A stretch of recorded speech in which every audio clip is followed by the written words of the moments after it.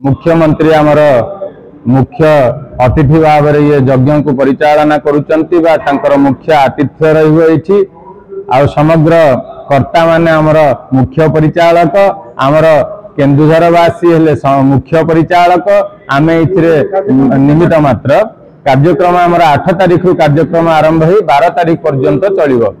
8 तारिख आमर संध्या 5 घंटे थारु अंकुरारोपण तापरे यज्ञशाला संस्कार 9 तारिख 10 तारिख दिन कलश यात्रा 114 कलश यात्रा और यज्ञ प्रारंभ करी आमर 11 दिन सूर्य पूजा रथ पूजा सूर्य रथ पूजा कृष्णार्जुन पूजा इत्यादि करा जिवो। संध्या समय प्रत्येक दिन संध्या रे विशिष्ट व्यक्ति मान द्वारा प्रवचन पाला दासकाठिया कंढई नाच इत्यादि आम सबु किछि पारंपरिक व्यवस्था करिचु जेमती समस्त मनोरंजन सहित आशीर्वाद प्राप्त करिवे बोली। आ 12 तारिख दिन हमर पूर्णाहुति कार्यक्रम तो आशीर्वाद प्राप्त करिया पे समस्त निमंत्रण रहिला।